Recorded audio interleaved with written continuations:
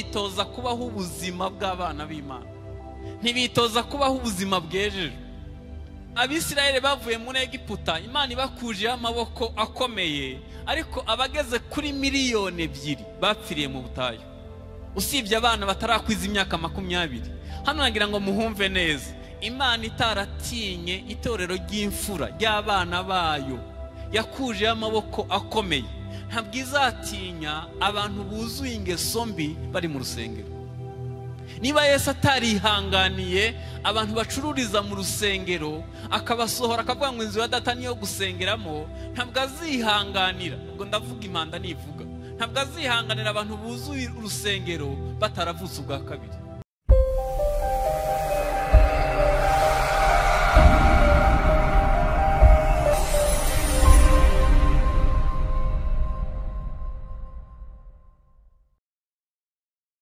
Reka dusome Abafilipi ibice 3 umurongo wa 20. Yaba hari igihe twari guhera ku murongo wa mbere, ariko ndifuza ko dutangira ku murongo wa 20. Ni naho turi busome wonyene, ariko nugera mu rugo uze guhera ku murongo wa mbere usoze iki gice cyose. Aravuga ngo naho twebweho iwacu ni mu ijuru, niho dutegereje umukiza ko azava, ari we mwami Yesu Kristo, uzahindura uyu mubiri wo gucishwa bugufi kwacu akawushushanya n'umubiri w'ubwiza bwe, kuko afite imbaraga zo kumubashisha kwigandurira byose. Amen. Baduteguriye intego nziza ivuga ku ijuru, ariko ndisegura ntabwo umwanya munini nzavuga ku kujya mu ijuru. Nzavuga mbere yuko tujya mu ijuru dukwiye kuba turi bande. Kujya mu ijuru birasa nkaho, reka mvuge ko bihanitse, kandi kujya mu ijuru nyene turabitegereje, ariko hagati aho ubuzima bwa buri munsi bw'abakristo bukwiye kuba bumeze bute. Ndatekereza ko nkoresheje itegeko ryo gukeka, hano abantu duteranye hano 95% bose ni abakristo, ni abantu bafite icyo bazi kuri Kristo. Ndahamya ko muri urusengero nta muntu yaba yumvise Yesu ari bwo bwa mbere. N'ingaruka rero ku mibereho y'abakristo bakwiye kubaho ubuzima bwejejwe bwiteguye nyene kuzajya mu ijuru. Ndaba ntagiye kure kuko nifuza ko tubiganiraho. Hanyuma aho duherukanira kera mwari abantu bakunda ukuri, mwaba mwarahindutse, murakoze cyane. Biraza kudusaba kuvugisha ukuri k'ubuzima nyene nk'abantu duhuriyeho, ubuzima bw'ubukristo bwa buri munsi. Nagira ngo ntangire mbabwira ko kugira ngo ube umuntu uzajya mu ijuru ugomba kuba ufitanye isano n'ijuru. Ntabwo abantu benshi ari abakristo. Ndavuga ko iyo tuvuga kugirana isano n'ijuru, Yohana igice cya mbere umurongo wa 12 haravuga ngo abamwemeye bakizera izina rye bahaye imbaraga zibahindura kuba abana b'Imana. Uko ni ku muntu yiyandikisha kuba umuturage w'ubwami bw'Imana cyangwa se kuzajya mu ijuru. Bafitiye inkuru itanejeje, ntabwo abantu benshi bahindutse kuba abakristo, ahubwo binjiye amadini n'amatorero. Hanyuma baraza bahabwa inshingano, bararirimba, basanga dusaba imigisha nabo barayisaba, ariko batarigeze bavuka. Ntabwo waba umuturage w'ijuru utarigeze wiyandikisha ngo ufate ubwene gihugu, aho Petero avuga ngo mwebweho muri shanga ryera, muri abantu Imana yaronse. Itorero ni eklezia, n'abantu Imana yashize ku ruhande, batoranyirijwe nyene kuzajya mu bwami bw'Imana. Ibi mvuze ndatekereza ko nta wapfa kubyemera ko adakijijwe, ariko umutima ntujya ruswa. Umutima wawe uzi ukuri k'ubuzima ubaho. Yesu yavuze ngo muzabamenyera ku mbuto zabo. Urabizi ubuzima ubaho, urabuzi niba bukwemera kujya mu bwami bw'Imana cyangwa impanda n'ibivuze utayumva. Hari igihe umuntu yinjira itorero akatekereza ko yanahindutse kuba umwana w'Imana. Abantu bari hano basomye agatabo k'umugenzi, muzi kuva muri rimbukiro kwa mukristo kugera ku musaraba imyaka byamufasha. hari igihe umuntu ava muri rimbukiro kuko agize ubwoba bwa Gehenomu cyangwa se bamubwiye ko azarimbuka, agahita atekereza ko yageze no ku musaraba. Ntaho bihuriye. Kandi mo hagati aho ushobora guhabwa inshingano. Hagati ya rimbukiro n'umusaraba ushobora kuba revera, ushobora kuba bishop, ushobora kuba apotre, ushobora kuririmba nka marayika, ushobora gutanga amaturo, ushobora gukora ibitangaza, ukazura n'abapfuye kandi utaragerayo. Kuba umuturage w'ijuru ni ikindi. Nta nubwo byoroshe. Muzarebe mu Kristo kugira ngo agere ku irembo rirasukirwaho gusa.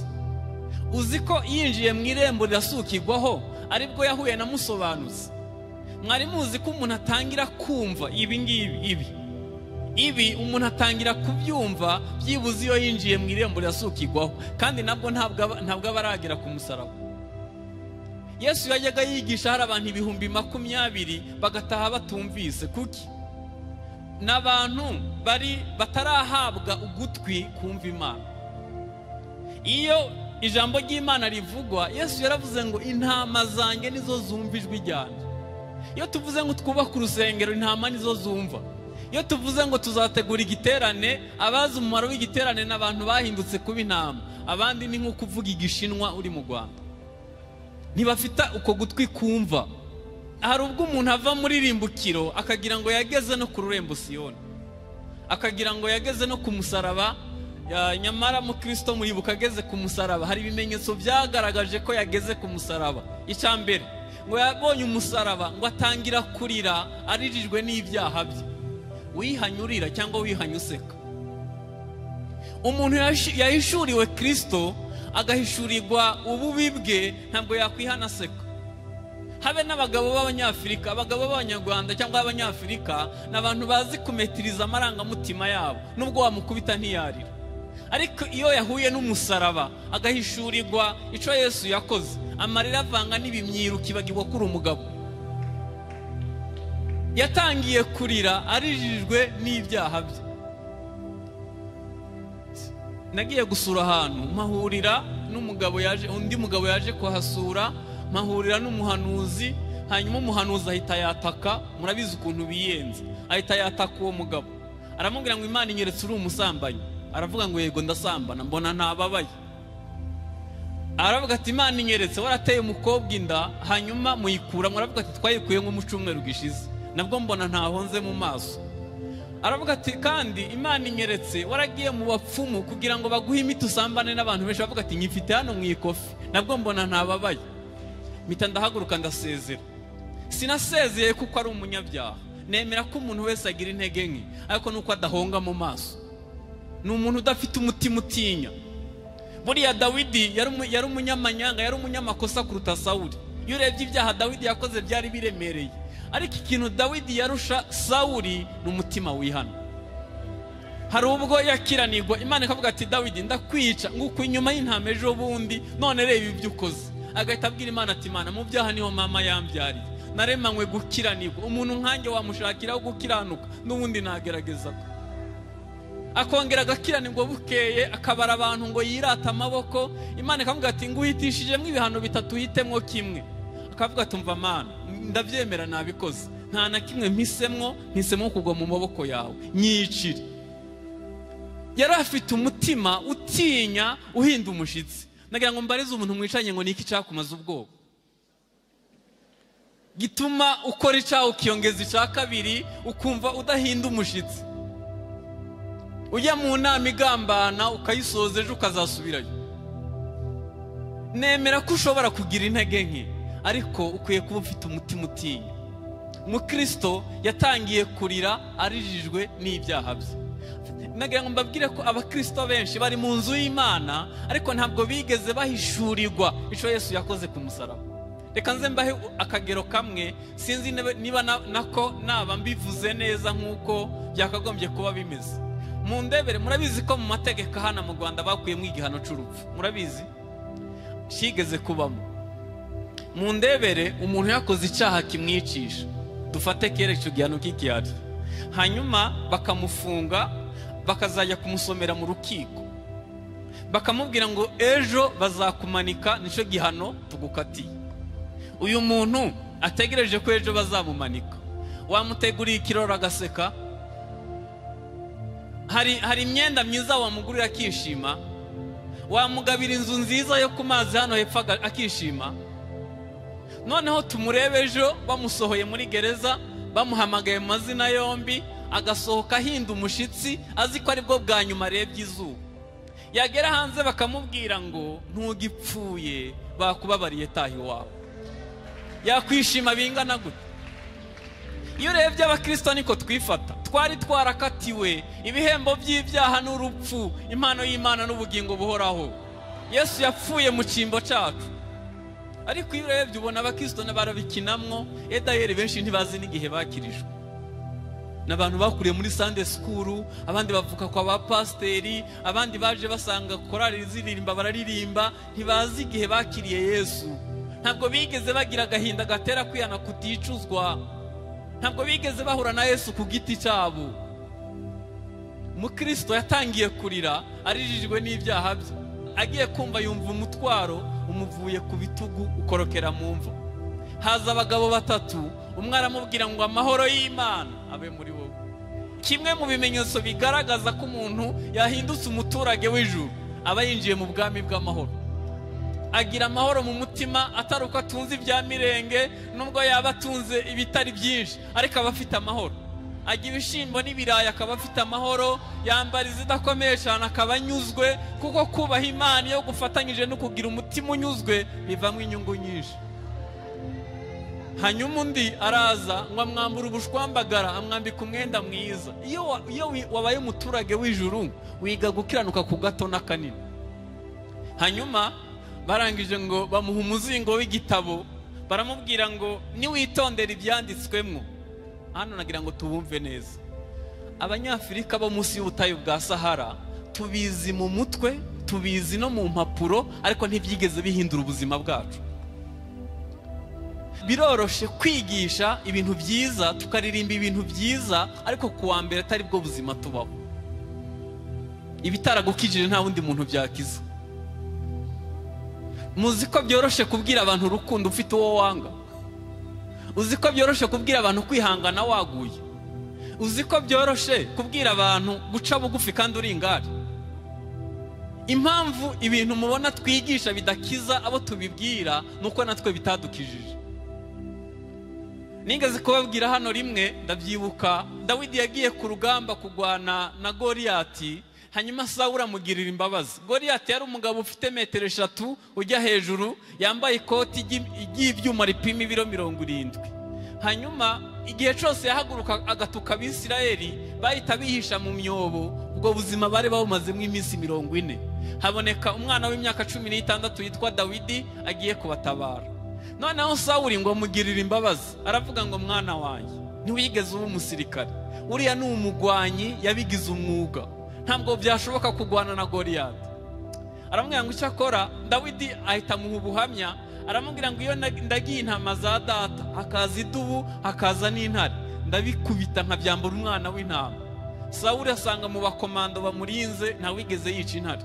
Aravuga tumva ndemeye genda, ariko ahita amutera inkunga, amwambika ikoti ry'ibyuma, amuha inkota n'ingofero y'umuringa. Dawidi azamuye akaguru yumva ntibivamo. Kimwe mu byatumye Dawidi ananirwa kugwanisha imyenda ya Sawuli nuko yamwambitse iyo yatsindanye, yamaranye iminsi 40 mu mwobo. Ubwo iyo bifite imbaraga kuko atayikirishije Abisirayeli. Hari gihe twambika abantu ibyo twatsindanye, tukabwira abantu kugera ku musaraba tutarigeze tugerayo. Iyo tuvuga ngo twebwe iwacu ni mu ijuru, dukwiye kubanza gucekinga neza ko twahindutse abaturage b'ijuru. Ndabizi ko abamwemeye bakizera izina rye yabahaye imbaraga zibahindura kuba abana b'Imana. Hanyuma nyuma yo kwiyandikisha ugahinduka umuturage w'ijuru, bisaba kubaho ubuzima bw'abaturage b'ijuru, kubaho ubuzima bwejeje. Reka mbabwire ikintu gikomeye. Mwari muzi ko ushobora kuva muri Egiputa, Egiputa ikazakwicira mu butayu, ukazicwa na Egiputa kandi waravuye muri Egiputa. Reka mbaho urugero kuko muturiye amazi. nigeze kujya muri Tanzania nkiri umusore muto, nkurikira abandi basore tujya koga muri Tanganyika. Barakomeza baroga, ngera ahantu ntashobora kwigarura kuko ntari nzi koga. Barangije baravuga ngo mumwihorera apfe na kare yiraririye. Ndayanywa bwa mbere, ndanywa bwa kabiri akadakaruzura. Imbabazi z'Imana zingarura ku musenyi, ntabwo nzi uko nagarutse, n'ubuntu bw'Imana bwanzanye. Barangije umusaza umwe arandeba, mbona narerembuye amaso, aravuga ati umwana aradupfanye, anshira hasi arankanda, amazi amvamo. Nari ngiye kwicwa na Tanganyika kandi navuye muri Tanganyika. Hari abantu bazicwa n'isi bicire mu itorero. Kubera iki? Ntabwo nyene barakijijwe bava mu isi baza mu rusengero, ariko ntibitoza kubaho ubuzima bw'abana b'Imana, ntibitoza kubaho ubuzima bwejeje. Abisirayeli bavuye muri Egiputa, Imana ibakuje amaboko akomeye, ariko abageze kuri 2 miliyoni bapfiriye mu butayu, usibye abana batarakwiza imyaka 20. Hano nagira ngo muhumve neza, Imana itaratinye itorero ry'imfura ry'abana bayo, yakuje amaboko akomeye.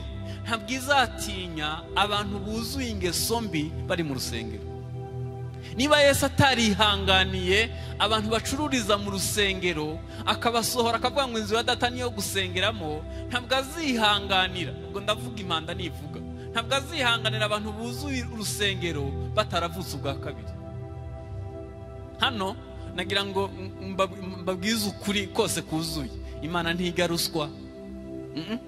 Umunsi impanda yavuze ntabwo bizareba ngo uri pasitoro, ngo uri reverandi, ngo uri bishopu, ngo uri aposo, ngo wubatse insengero. Ibyo ni byiza. Bibiliya avuga ngo hahigwa abantu bapfira mu mwami, imirimo izaza ibaherekeje. Hazabanza Desire mu mazina ye. Imana nimwemera ibyo yakoze mu gipasera azabihembegwa nyuma.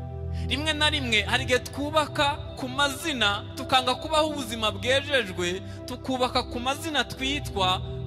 Bamwe mu bantu bambabaza kuruta abandi ku isi n'abaririmbyi.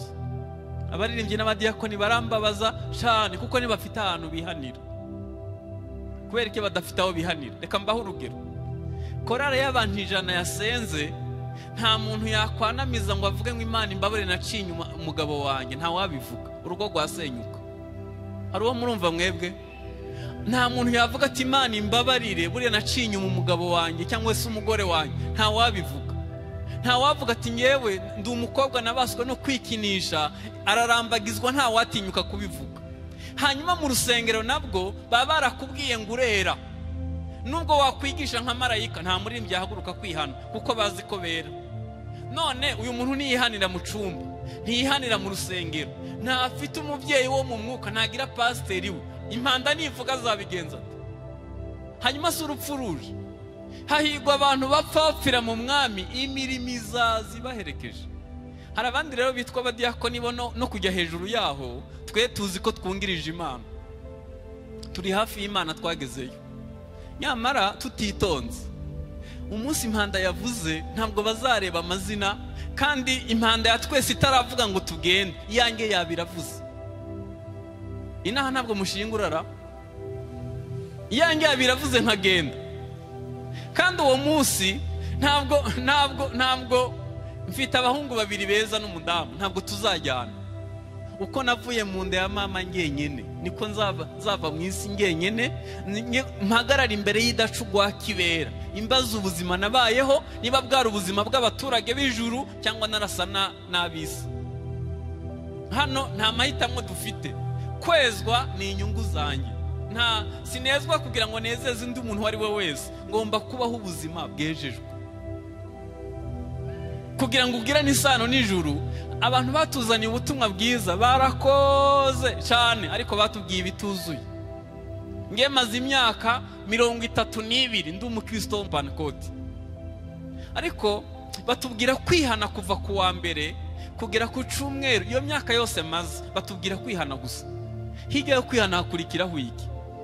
Agakiza kuzuye gakiza ibintu 4: gakiza ibyaha, gakiza indwara, gakiza ibikomere, kagakiza n'imivumo. Kitwa gakiza kuzuye iyo gafite icyo kakoze mu mwuka, mu bugingo n'umubiri. Umuntu agizwe n'ibyo bice bitatu. Iyo ufashe agakiza kakaba kwihana gusa, abantu bazagira ibindi bice Yesu atagezemwo bizahora bitsikamiye ubuzima bwabo, babe abantu badatera intambwe mu nzira y'agakiza, kandi mu by'ukuri bavuga ko bakijijwe. Reka ntanga urugero ruri hafi mwese mwakumva. Mu ndebere umwana avutse, ntafubikwe ntiyitabweho, uwo mwana yabaho?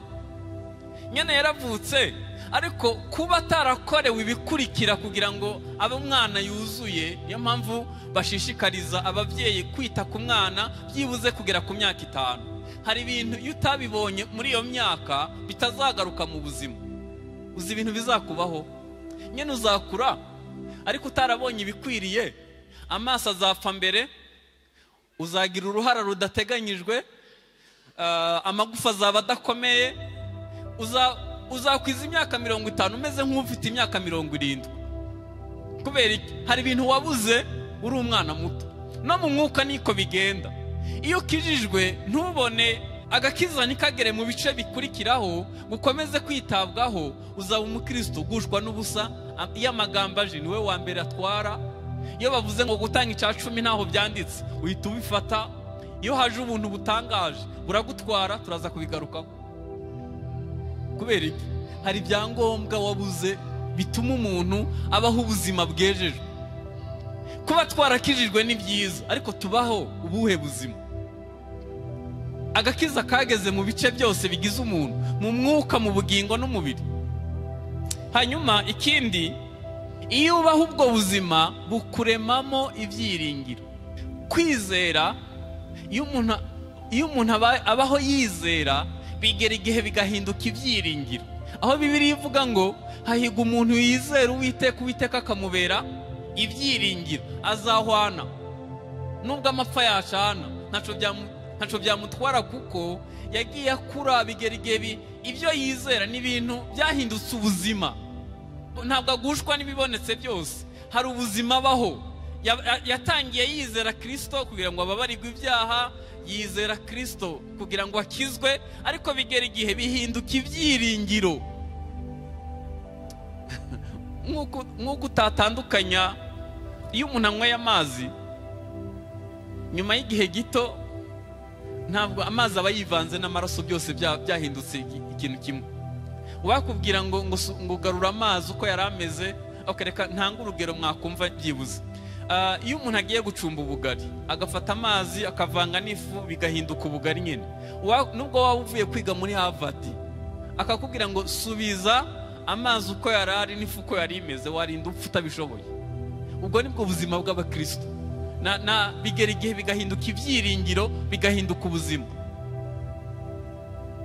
Hari igihe wumva umuntu asenze, ukumva arasenza, ariko ukumva asenze isengesho rituzuye, aravuga ngo Mana, ngo ibintu ntutabinkorera, ngo ndamenye ko utari Imana. Yewe we, ukamenya nyine ni umuntu utarakuze, ni umuntu utaragize ibyiringiro.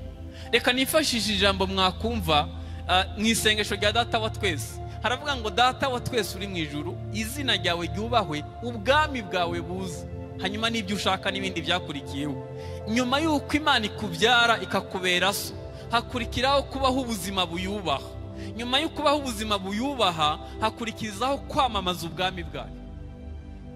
Waba waravutse, hanyuma nyuma yo kuvuka wize kubaho ubuzima bwubaha Imana. Nyuma yo kubaho ubuzima bwubaha Imana, ukorera Imana iki? Bibiliya tubwiye ngo twebweho iwacu ni mu ijuru, niyo ntego y'igiterane. Ndagira ngo mbabwire ko abakristo benshi batiteguye kujya mu ijuru kubera impamvu nka 7 ngiye gusobanura.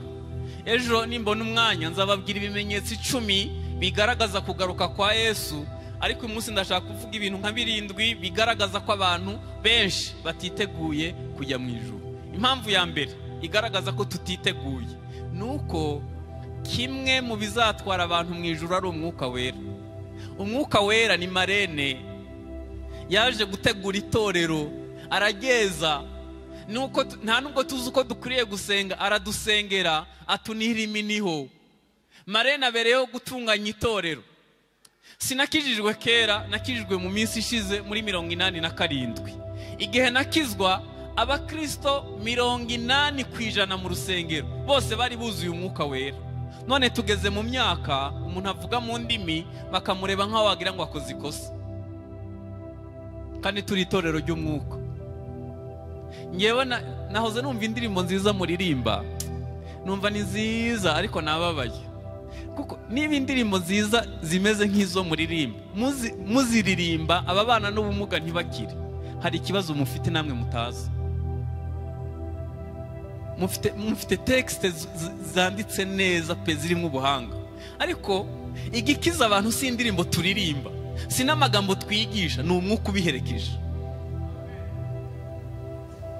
Nabonye n'amaso yanjye muri iyo myaka abaririmbyi bahagaze hano baririmba, ahantu hose hari umudayimoni agahita avuza induru. Nabonye n'amaso yanjye korari iririmba nta n'umwigisha arigisha, abantu bagatangira gukira ubugwayi nta n'umwigisha arigisha. Nabonye imbaraga z'Imana mu rusengero, aho umuntu yazaga mu kibanza cy'urusengero afite abadayimoni bakamukubita hasi. None dusigaye turirimba n'abantu bakuramo inda, dusigaye dufite abatinganyi mu rusengero, dusigaye dufite abantu bagambana, dusigaye dufite abantu babesha, dusigaye dufite abantu babaho ubuzima nk'ubwo abandi bantu bose babaho, kandi bitirirwa izina ry'Imana. Kandi ni n'ubuhanuzi, kuko Bibiliya ivuga ngo mu minsi y'imperuka abakobwa 7 bazafata umugabo umwe, bamubwira ngo tuziyambika, tuzirisha, icyo dushaka no kwitirirwa izina ryawe. Iyo Bibiliya ivuga umugore bivuga itorero, ivuga umugabo ni Kristo. Twitirirwa izina rya Yesu ariko ntitubaho ubuzima bwejeje. Kimwe mu bigaragaza ko abantu batiteguye kugaruka kwa Yesu nuko badafite inyota y'umwuka wera. Yesu yaravuze ngo hahigwa abantu bagira iyo nzara n'inyota, Imana izabahaza. Ningeze kujya kubwiriza ahantu ku mudugudu umwe wa muri paruwasi imwe yaho, hanyuma uwo munsi naratunguwe, hariho abantu basenga buzuye imbaraga z'Imana. Ninjira mu rusengero numva hari ukubaho kw'Imana mu rusengero. Buriya inzu isengerwamwo igira abanyamasengesho ntabwo imera nk'idasengerwamo. No mu rusengero ufite abanyamasengesho ntihamera nk'adasengerwa. Noneho numva muri urwo rusengero hari ukubaho kw'Imana, numva hari imbaraga z'Imana. Natangajwe no kubona uwo munsi abantu 230 babatijwe mu mwuka wera. Sinzibagirwa umwana w'imyaka 3 yavuye hari inyuma azavuga mu ndimi, aragenda afata umugabo. Uwo mugabo niwe yari umukire mu rusengero, akajya asambanya uwo ashatse, kandi ntawe ushobora gutinyuka kumuvugaho kuko niwe boss dufite mu rusengero. Ako kana k'imyaka 3 karaza karamufata, karamukurura, kaza gakurura ipantaro, karamuzana, kamupfukamisha imbere y'abapasiteri. Umugabo ararira, yatura ibyaha yakoze. Iyo hari umwuka wera ntabwo abantu babana n'ibyaha, ntabwo abantu babaho ubuzima butejeje. Dukwiye gushaka imbaraga z'umwuka wera. Reka mbabwize ukuri, umusore utuzuye umwuka wera ni umusore nk'abandi basore bose. Umugabo utuzuye umwuka wera ibyo abandi bagabo bakora nawe yabikora. Igitandukanye itorero n'abantu bahanze ni imbaraga z'umwuka wera. Dukwiye gusurana inyota, tugashaka inyota y'ukuzura imbaraga z'Imana.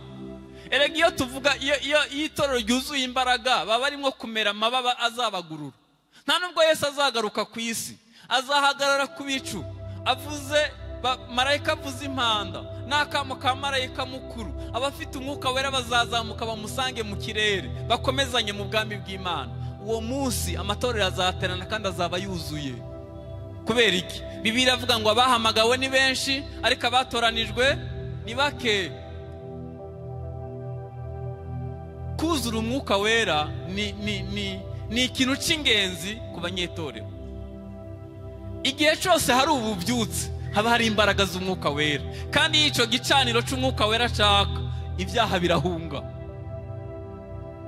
Hari ikintu kimbabaza, mu mujyi wa Kigali harimo amatorero 2,000, amatorero 2,000 yanditswe muri RGB. Ariko nubwo amatorero avuka buri munsi, ibyaha ntibigabanuka. Amatorero ariyongera buri munsi, ibyaha ntibigabanuka. Kubera iki? Ubundi itorero ni itabaza riri ku igitereko cyaryo. Iyo itorero riyobowe n'imbaraga z'umwuka wera, ibyaha birahunga. Ndibuka ahantu nakirijwe i Burundi, itorero ryahageze abantu babandwa bagaterekera ku manywa, ariko igihe ubutumwa bwiza bwageze muri ako gace, muri iyo ntara, n'abatarakijwe baretse guterekera. None itorero iturana n'akabare bagaturana neza? Wapi, kimwe cyari gikwiye kumira ikindi. Itorero ryuzuye umwuka wera, ibyaha birahunga bikegera kure. Hanyuma icya kabiri ni ubuyobe. Iyo urebye ubuyobe buri mu matorero, nimvuga itorero ntimwumve ADPR, hano munyumve neza, ni amatorero ya gikristo. Iyo tuvuze ubuyobe mu matorero yitwa ya gikristo, harimo ubuyobe burenze uko mwabutekereza. Reka ntange urugero rumwe. Nagiye guteranira ahantu, hari abavugabutumwa, ryari iteraniro ryirirwamo, hari abavugabutumwa nk'icumi. Uwa mbere yigisha ibiryo, uwa kabiri yigisha ibiryo, uwa gatatu yigisha ibiryo, kugeza nko ku w'umunani bose bavuga ibiryo. Reka mbabwize ukuri, niba Yesu yarapfuye ngo tujye, ntabwo yari akwiye gupfa. Yesu yapfuye ngo dukire icyaha cyo kwa Adamu. Yesu yapfuye ngo dutsinde kamere. Yesu ntabwo yapfuye ngo tubone ibyo kurya. Iyo ufashe umusaraba ukawugeranya n'amafaranga ubutesheje agaciro, iyo ufashe umusaraba ukawugeranya na viza ya Amerika uwufobeje, Yesu yapfuye ngo dukire icyaha cyo kwa Adamu, ibindi ni inyongera, ni impamba yo mu nzira. Abapagani bafite byinshi kuruta ibyo dufite, icyo tubarusha ni agakiza gatangwa na Yesu. Hari ubuyobe bwigishwa mu matorero. Niba iby'umwuka wera navugaga barabipirasa. Nahuye n'umunayigeriya w'umukozi w'Imana mwiza, arambwira ati ibintu bibera iwacu ntabwo bizi. Abantu bajya ku mupfumu akabaha amazi yo gukaraba mu maso, hanyuma uwo mushumba yagera mu rusengero, kuko bamukarabije ayo mazi, akajya abona ibibazo biri mu rusengero byose. Ntibabona ibisubizo, babona ibibazo. Hanyuma umuntu akaza agahagarara hano akazunguza ikoti, abantu bose bakagwa bagaramye ngo buzuye umwuka wera.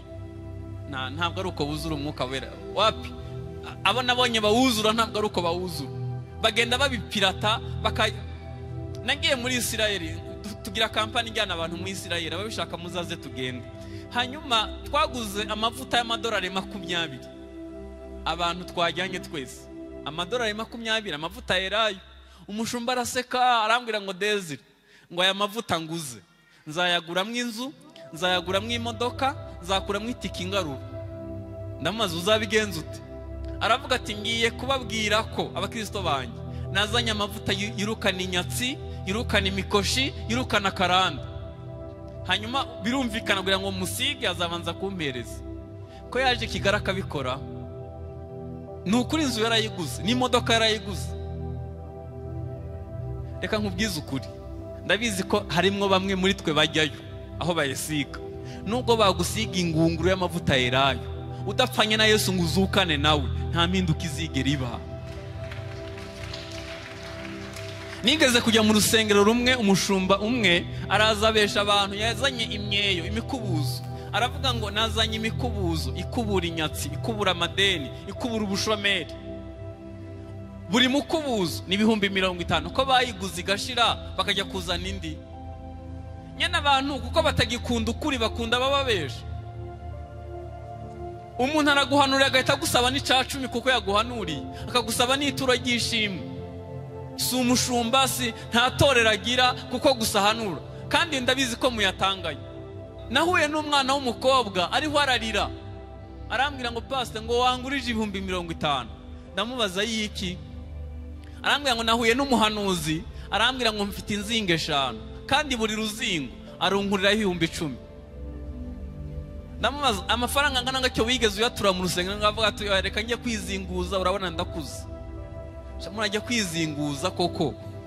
Hari ubuyobe burenze uko ushobora kubutekereza. Abantu basigaye bakunda bababesha.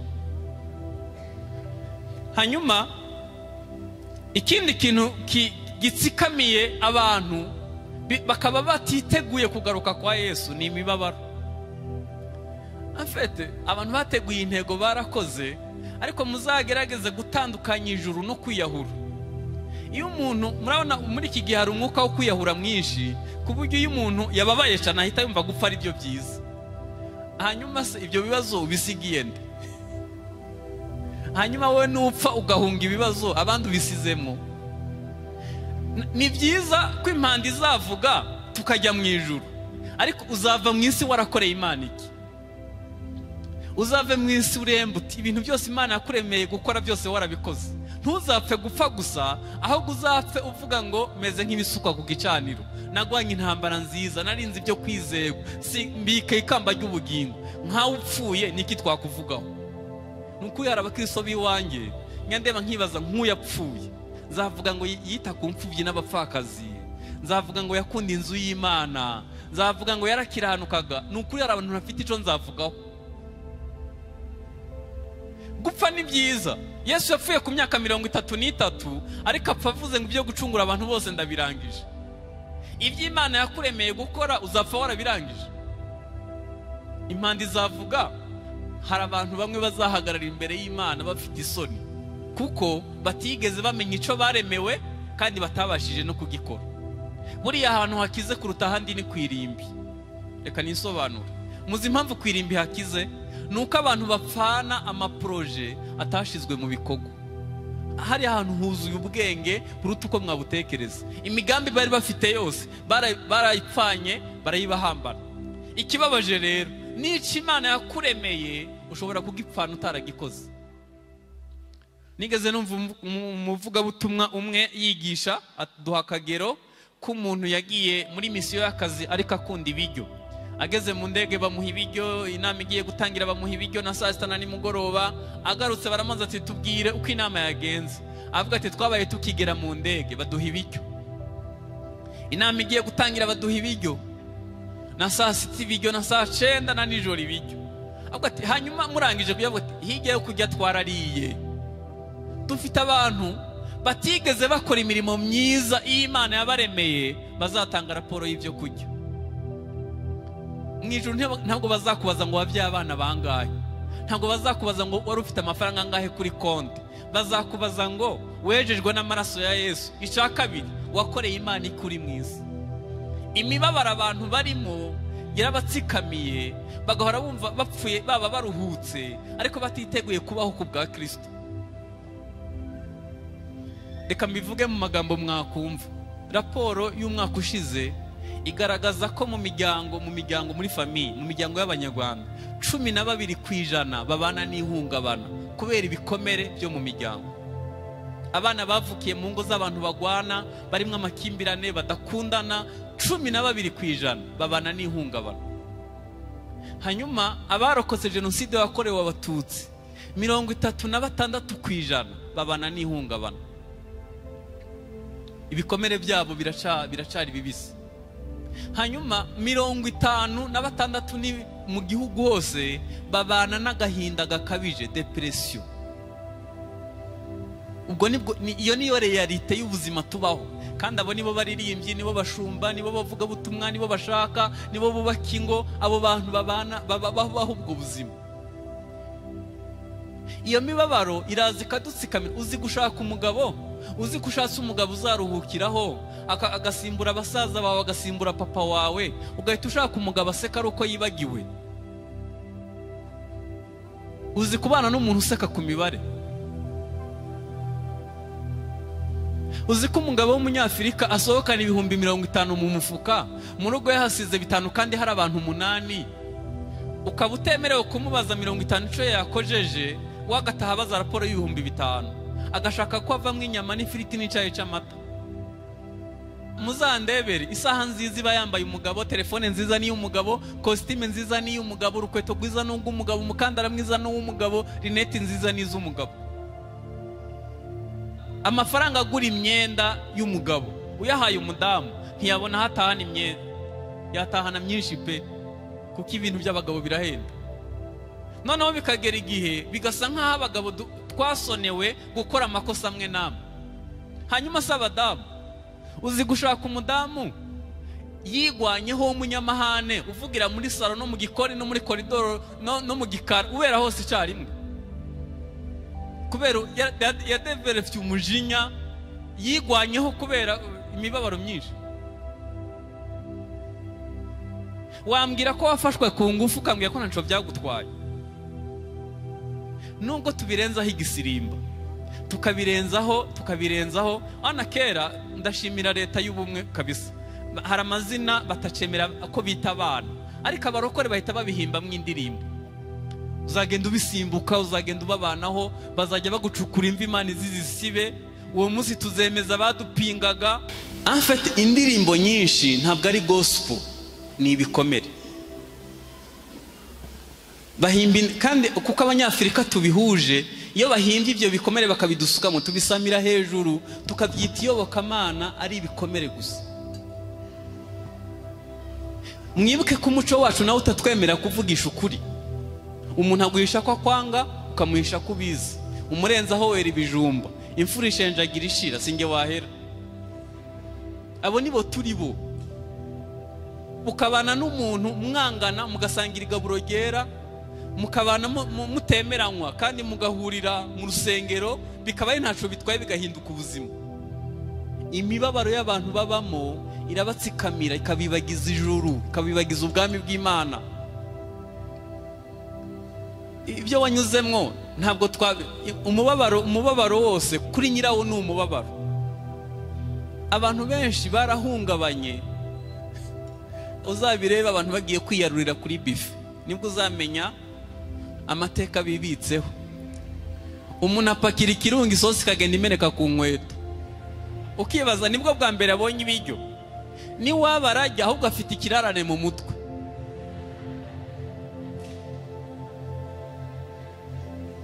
Hari ahantu yanyuze arahungabana, hari ubuzima yaciyemwo butamwemerera kubaho yisanzuye, hari ahantu yahungabaniye. Muri ibyakubeho bifite ibyo cyo byangije mu mubano wawe n'abandi, mu mubano wawe n'Imana.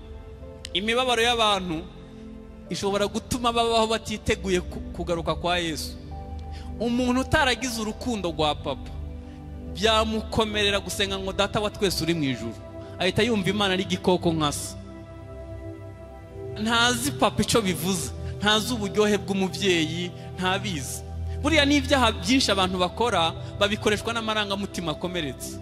Iyo umuntu atagize urukundo rwa papa ari umukobwa, agenda ashakisha uwamwemera, uwamwakira, yagwa ku bahungu batari bo bakamukoresha ibyaha. Iyo umuntu atagize urukundo rwa mama ari umuhungu, agerageza gukundana n'abakobwa ngo ari bo basimbura mama mu buzima bwe. Nagamba mbabwire ko agakiza kadakiza ibyaha gusa, gakiza n'umutima ukomeretse. Yaje kuvura imvune zo mu mutima. Aho naho dukwiye kuhaha Yesu. Yesu ntabwo akwiye kugarukira mu kutubabarira ibyaha gusa, ahubwo n'uburyo ukoresha amafaranga, n'uburyo ufata ibyemezo na emotion zawe na santima, n'uburyo ukoresha amahitamwo yawe. Aho hantu hose Yesu akwiye kuhagera. Yesu akwiye kuba umwami w'imitekerereze yawe n'ubuzima bwo mu mutwe. Hari abantu bahora n'ubwoba bw'ejo hazaza kubera yakuze atifitiye icyizere, yakuriye mu mubabaro utuma atamenya no gufata icyemezo. Aho nawe Yesu akwiye kuba umwami waho, akaba umukiza wawe, akaba n'umwami w'ubuzima bwawe. Iyo umuntu yakuriye mu gutabwa, adahabwa agaciro, ahora azi ko n'Imana nayo izamuta, ntiyigeze yemegwa.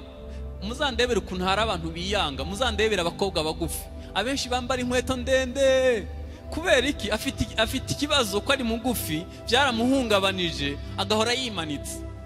Kandi inkweto ndende zica amagufa, zituma umuntu aba deforme, ariko agahora yimanitse, kandi nta na santimetero yiyongereyeho, kuko gusa afite igikomere cy'ubugufi. Iyo umuntu bamubwiye ko mu kanwa hatameze neza, yasetse agira ngo kabarangije, kubera ikazi ko mu kanwa hadasa neza. Bamubwiye ko abantu benshi bariyanga bari mu rusengero. Uzandebere abarokore mu maso, nibo abantu bagira ibyishimo bike. Ukibaza ko turi ahantu Imana itangira ibyishimo, ko turi ahantu Imana iruhurira abantu, kuki tutaruhutse? Hari igihe abantu bakorera Imana muri stress, ukabona bakeneye isabato, bakeneye uburuhukiro. Ntabwo gukora